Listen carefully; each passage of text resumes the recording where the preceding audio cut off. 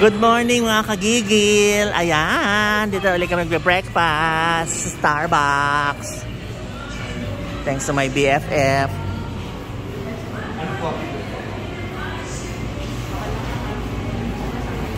Ano ba? Ako konti yung tinapay nila. Ba naman?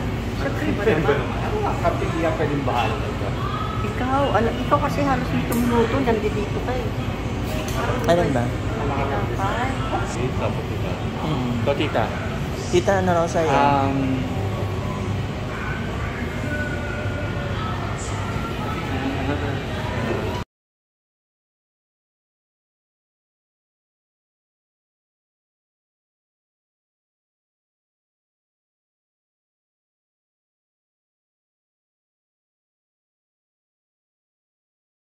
Ayan.